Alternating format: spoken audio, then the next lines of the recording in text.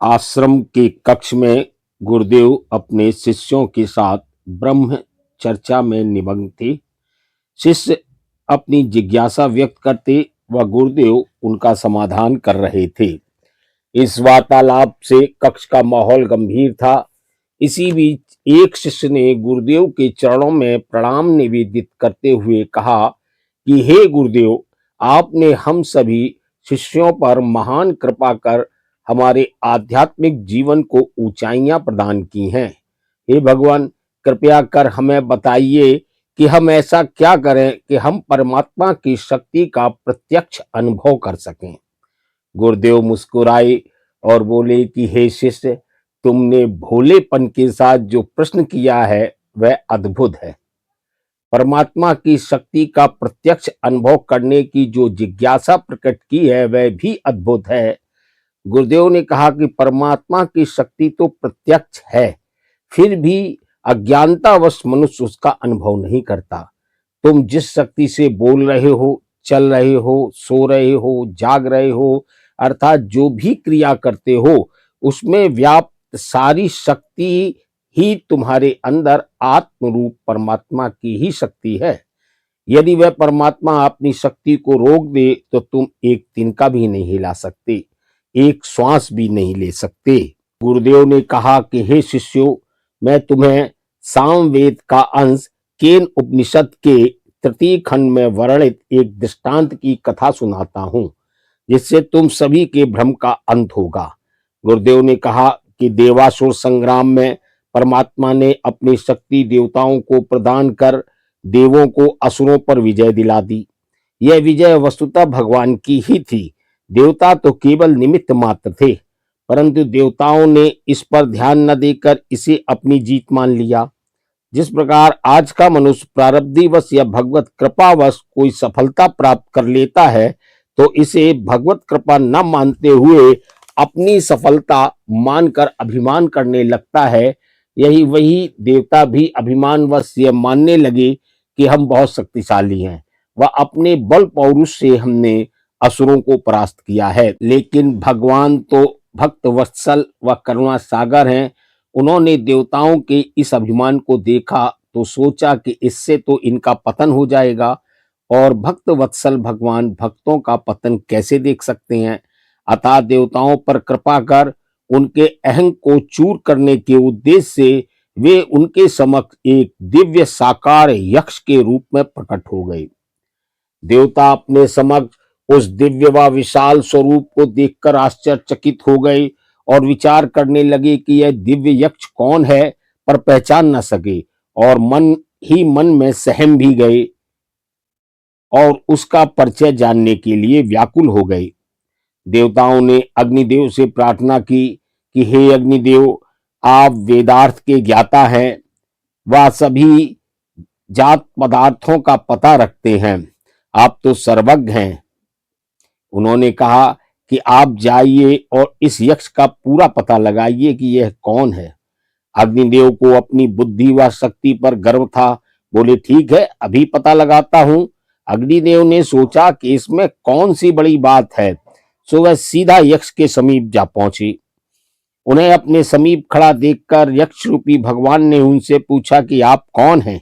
अग्निदेव ने सोचा कि मेरे तेज को तो सभी जानते हैं, पर इसने कैसे नहीं पहचाना। अग्निदेव ने तमक कर कहा कि मैं प्रसिद्ध अग्नि हूं। अग्निदेव की इस गर्वोक्ति को सुनकर यक्ष ने कहा कि अच्छा, आप में क्या शक्ति है, आप क्या कर सकते हैं।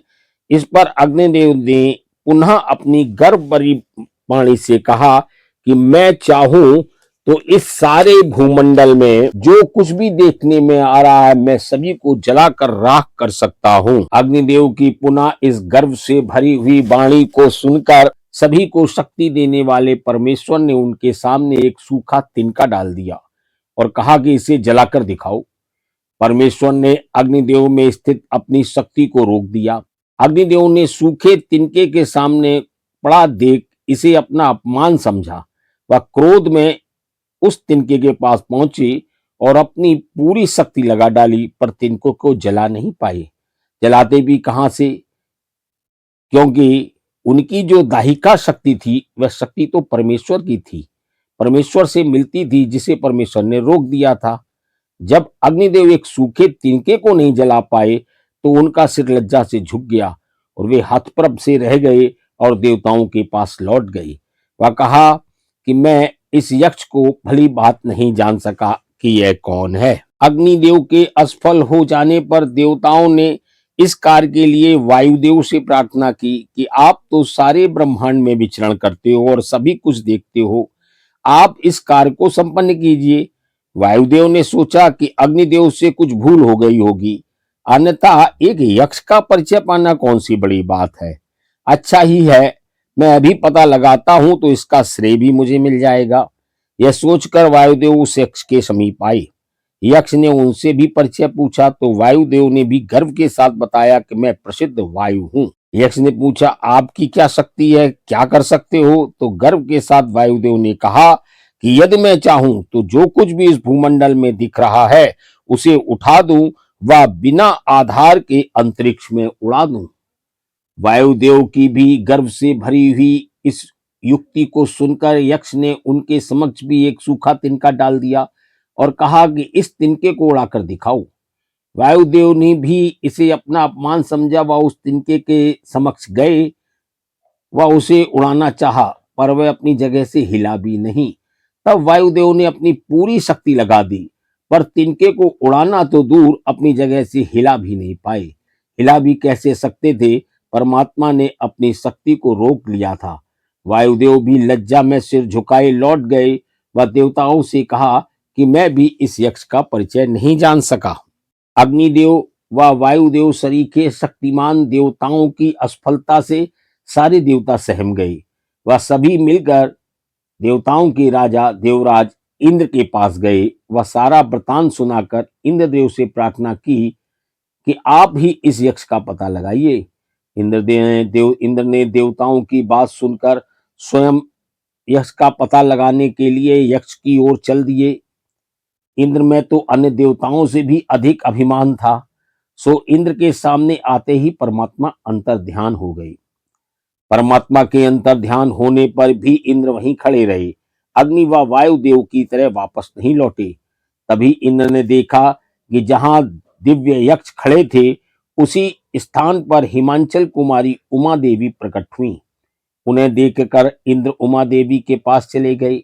इंद्र पर कृपा करके परमात्मा ने ही उमा रूप साक्षात ब्रह्म विद्या को प्रकट किया था।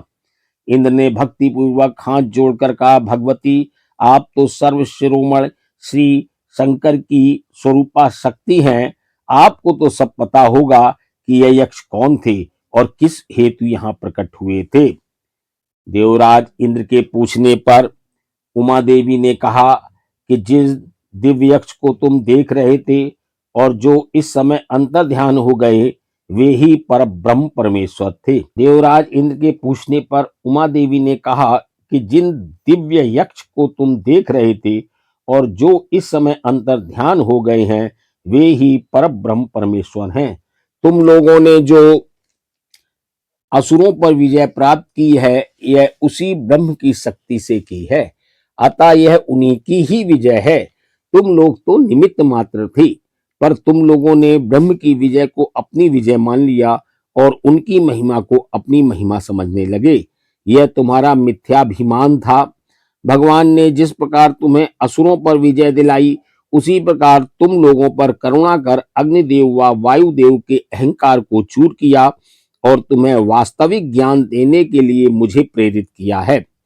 अतः तुम अपनी स्वतंत्र शक्ति के सारे अभिमान का त्याग करके जिन ब्रह्म की महिमा से महिमान्वित और शक्तिमान बने हो, उन्हीं की महिमा को समझो। स्वप्न में भी यह भावना मत करो कि परमात्मा की शक्ति के बिना कोई भी अपनी स्वतंत्र शक्ति से कुछ भी कर सकता है। गुरुदेव ने शिष्यों से कहा कि केन उपनिषद में भगवान के यक्ष अवतार की यह कथा हमें बताती है कि हम सभी इस संसार में निमित्त मात्र हैं। हम जो कुछ भी करते हैं वह सब उसी पर ब्रह्म परमेश्वर की महिमा है। हम अपनी शक्ति से एक तिनका भी हिलाने की शक्ति नहीं रखते हैं। अतः मनुष्य को कर्तापन का अभिमान त्याग कर परमात्मा की शरणागति में रहना चाहिए। वह जीवन में जो कुछ भी होता है उसे परमात्मा की इच्छा मानकर स्वीकार करना चाहिए।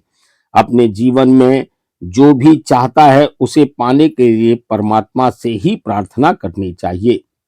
सारे शिष्य सम्मोहित होकर गुरुदेव का आख्यान सुन रहे थे। गुरुदेव के शांत होते ही शिष्यों की तंद्रा टूटी व वे हतप्रभ से गुरुदेव की ओर देख रहे थे। प्रश्नकर्ता शिष्य ने गुरुदेव के चरणों में अपना सिर रखकर कहा कि गुरुदेव, आपसे यह ज्ञान पाकर हमारे चक्षु खुल गए हैं। अब हमें चारों ओर परमात्मा की शक्ति ही कार्य करती दृष्टिगोचर हो रही है।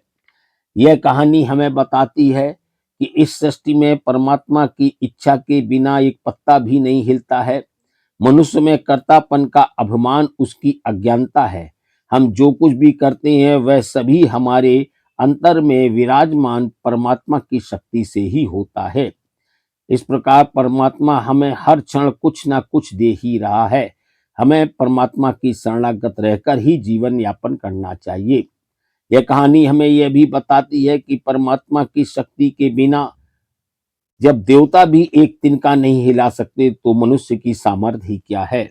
हम जो सांस लेते हैं, हमारे अंदर जो सांस आती है और जाती है, हम जो भोजन करते हैं, जो भोजन पेट में हमारे पचता है और उसका जो सार है, जो रस है, वो हमारे शरीर के सारे अंगों को हमारे सारे पोषण तत्व उपलब्ध कराता है।